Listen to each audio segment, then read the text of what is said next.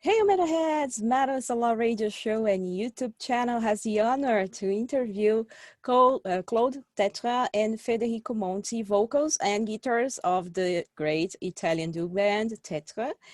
So welcome, Federico and Clode. So thanks for the interview. And my first question is, Empire of the Void was released exactly in March 2020, month of the highest peak of the virus, which reaches us since then.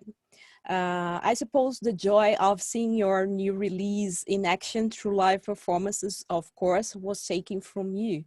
How did you deal with it? And how was the acceptance of the album so far? First of all, thank you for this interview and for your constant and kindly support. Yes, to be honest, that March was a very complicated month for us. We were planning a release party for the new album, and we really couldn't wait to get a stage because we played very little lately. Unfortunately, the COVID found us unprepared. And that moment, none of us had really understood the gravity of the situation or how long it will last, because it was the first time we faced a situation like that. In fact, that time we had to reschedule many concerts, and in the end, they were postponed to better days. And what can I say? Empire of the Void is very well received by media. In fact, it does almost only had really positive reviews. This new release surely allowed us to reach many more fans than our previous album. This is a very positive thing for us. For sure. Good. So still speaking about Empire of the Void, how could you compare it to Like Rolls for the Earth, previous album released in 2017 in general lines? For this question, I will leave the floor to Federico, who has the major composer of Empire of the Void. Hello. Federico? Hello.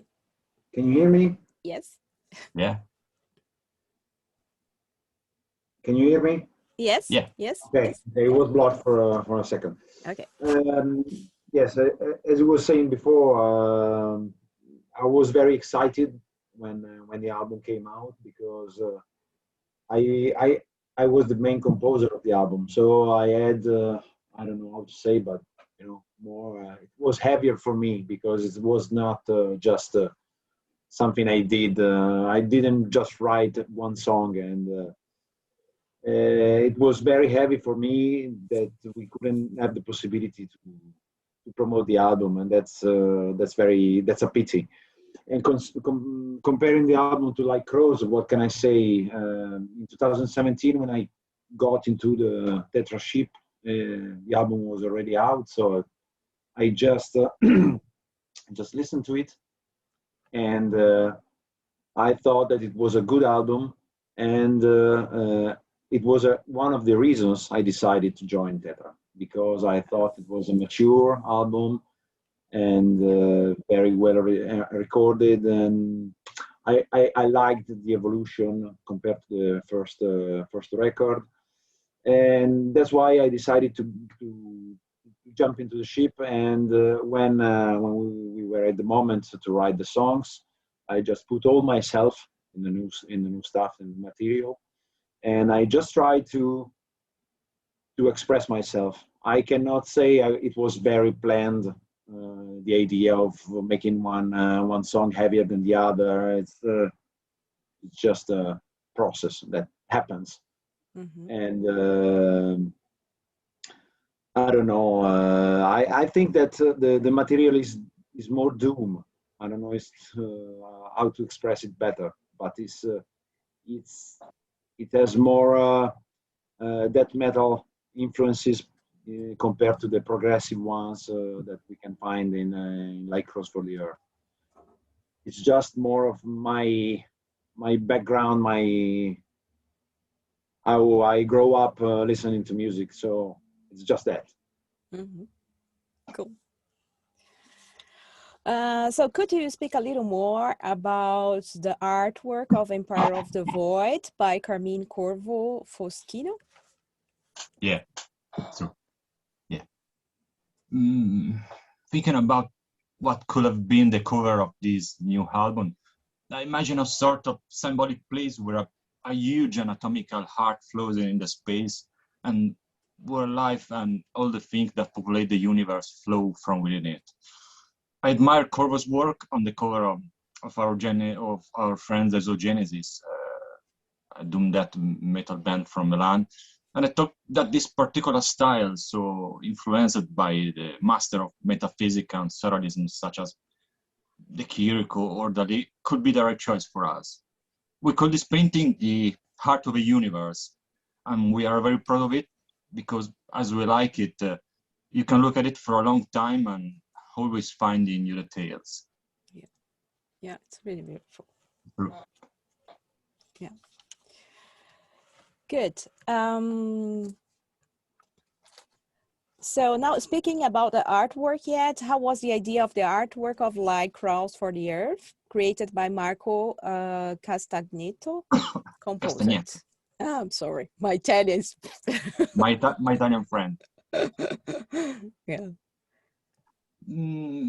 As you may know, the concept linked to Light Crawls for the Earth revolved around the theme of ecology and the wildest exploitation of the Earth by humans who, just like crows do, plunder the territory in which they live of all the resources until nothing remains.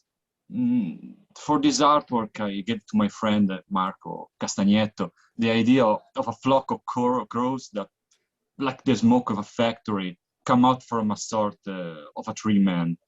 Marco took my idea and added all the absolutely crazy details that can be discovered by looking carefully at the artwork. This work went absolutely beyond our expectation. In fact, the original drawing is proudly hanging at my home. Yeah, it's great. I love that as well. Yeah. Yeah. Good. And well, the two first Tethra albums, Drown into the Sea of Life, released in 2013, and At the Gates of Doom, released in 2010, have a different logo. So could you explain why did you decide to change it?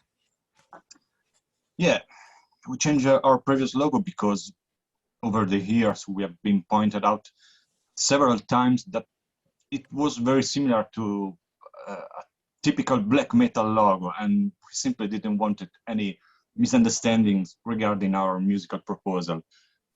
When we created the current one, we tried to make it easier to read and without falling into banality. Furthermore, between the first and the second album, there were some lineup changes that led me the only member of the first lineup. For us, it was something like a new beginning. Mm-hmm. This is why we took so long to release Light Crawls for the Earth. It's very simple. Okay. Yeah, that would be my question. So Drown into the Sea of Life has a long pause until the release of the Crawls for the Earth. So why did it happen? So could you say more about it? What can I say? Something happens very strange thing in music. Mm-hmm. Musically. Mm-hmm. Yeah. Okay. Good. And are you working on a new album nowadays, or waiting for the chance to show the world through live performance, The Great Empire of the Void? Yeah, sort of. As I said before, last year we had postponed many concerts, and some of them would be rescheduled as soon as possible. But so far we're not be idle. We didn't want to compose during the various lockdowns because we didn't like the idea of being stuck at home and being forced to write new music at all costs. Mm-hmm. This because we didn't want the new material could be the result of that dark moments. We prefer to compose freely and without constraints. In fact, during this last 2 months of relative freedom, some very interesting ideas are coming out for the new album. Yeah, cool. Fede? What can I say? It's obvious that we would have had the possibility to promote the album, but we're still trying to do it because we're trying to plan some gigs. But let's see what happens about that. Concerning new music, as you said, I never stopped writing music because you know, you have some urge sometime. You're just playing. You need, okay, I need to record that because it's cool. Then I would like to, as I said before, I am the main composer of the last record but I wouldn't like to be the same thing for the next one. I would like to write the songs with the other instead of just proposing something to the rest of the band and then reworking it together. It's a different process. I think I completed 2 or 3 songs in this period, but it's just pre-production. I just have it on my computer. Clode listened to something, but it's still a work in progress. Nothing is defined. Nothing is fixed. We need to work it together. I would like to. We were planning to have one weekend all together in one in a house where we can jam all together and come out after 2 days saying, okay, we completed 2 or 3 songs.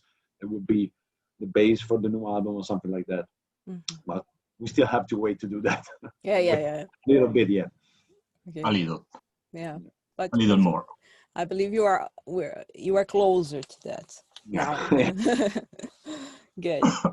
So, which equipment do you use? Do you prefer for live performances or or at home or at a place that you rehearsal? Basically, I use 2 different but similar microphones. During rehearsal with the band, I prefer a Stack 50 style, and on stage a Shure Super 55. Both are very similar because I always like that style of microphone, and I find that their warm sound is perfect for doom metal. I also often use a very simple stone box from TC Helicon called Mic Mechanic. Nothing more than a little bit of echo and reverb.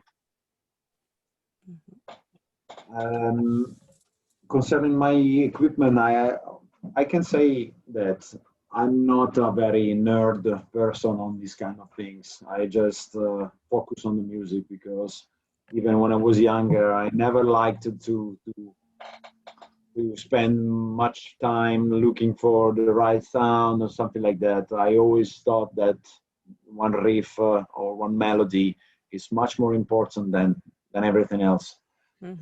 But concerning what I use, I just have a Pod HD 500X plus this Solar, which is a very good guitar because I think it's very versatile, and it's even not that expensive compared to a Gibson Les Paul or something like that. I have it, but I prefer this one because I think the sound that I have from that guitar is very good, and I always like the color also. Yeah, the colors. That doesn't change the music. Yeah, I know, but colors are perfect for instruments. Yeah. I love red, and so. But yeah, so I agree with you. That's it. I just I really like to focus on that. Okay, I also have a Jackson Randy Rhodes guitar for in case this one is not working or for any issue, and that's it. Then I have my computer, but it's not a live equipment. Yeah. Okay, and which are your main metal influences as musicians? Metal, huh? More than a particular musical trend or band, I like to be inspired by all those bands that with their music are capable of transmitting strong emotions. This is certainly the highest goal we pursue every time we compose new material. In any case, we can deny that we are big fans of the English death doom scene, and bands like Paradise Lost, My Dying Bride, and the early Anathema are, I think, the main reason if you love doom so much. Even the Northern European scene has released some fundamental bands for our musical growth. Swallow of the Sun, Doom Versus, Tiamat, Amorphis, and Catatonia, just some of them. Fede? I always like to write to answer with too many to be mentioned. I think that the age changes your tastes. So I began like every other metalhead in the world with Iron Maiden and something very easy listening, if you want, if we can say that. Yeah. But then everything changed because Elegy from Amorphis was an album that changed, really cracked my mind. There are too many to be mentioned. I have to say, like Clode, that Anathema, My Dying Bride, and Paradise Lost are the trio that really changed my... Trio. The Peaceville Trio, exactly. It really changed my way of thinking music, and that bring me to the doomy part of heavy metal. But there are so many things I like. I also like Marduk, and it's something very far from doom. So it depends. But as many influences you have, as you can be more complete as a musician, also as a listener. You cannot just listen to one single style because it just leaves you there. You need to open your mind and space up wherever you can. Mm-hmm. Yeah, I agree. That's it. And which are your influences besides metal? So now we also have space for it. I leave Clode now. Go ahead. I always like, as well as in metal, bands with a unique and deep sound. For example, I often listen to two particular albums of Depeche Mode, Song of Faith and Devotion or Ultra. But I also like extraordinary artists like Björk. They're far from metal. For example, her first two albums, Debut or Post, were a great inspiration for me. Mm-hmm. I would like to shock you, giving you an answer you don't expect. No, I'm kidding. I'm kidding.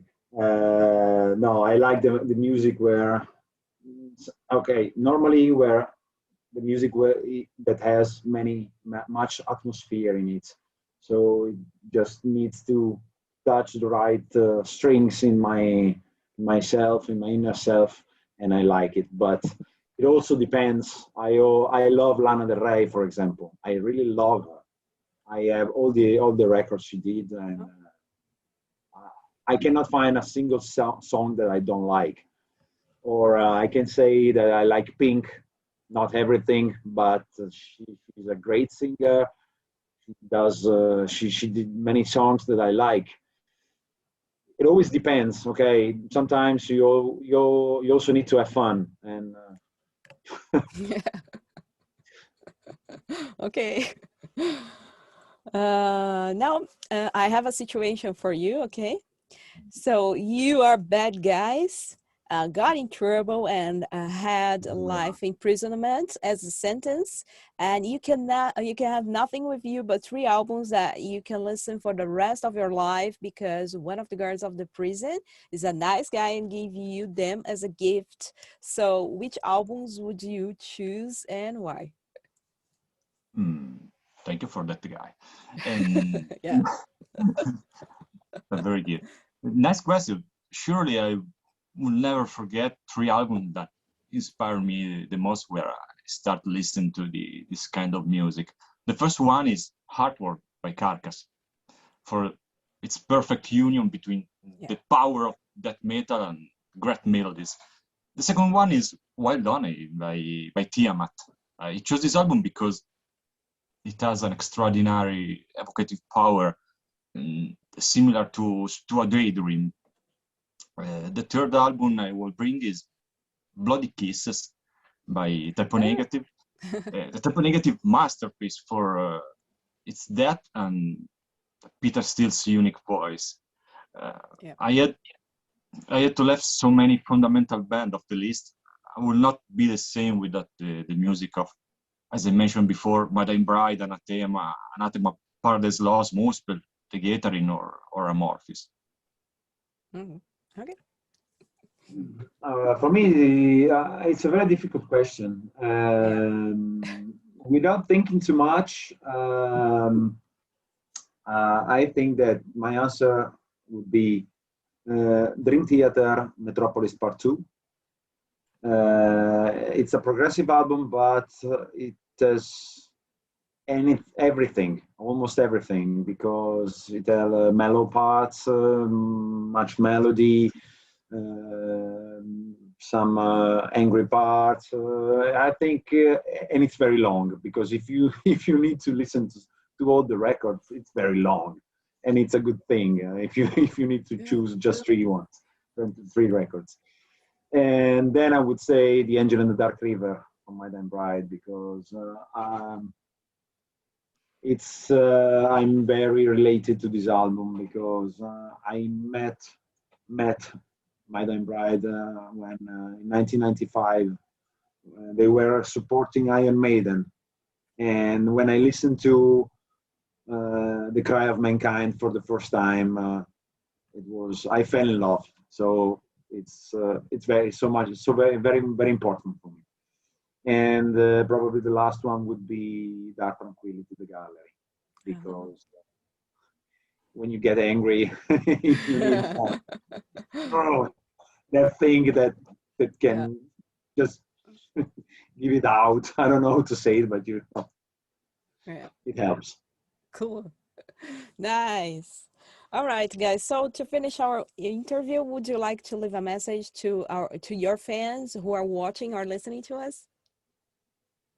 First of all, I would like to say thank you to you for your kindness and your support, and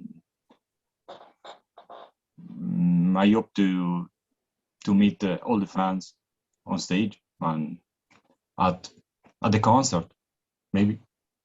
We hope, if the situation we can permit.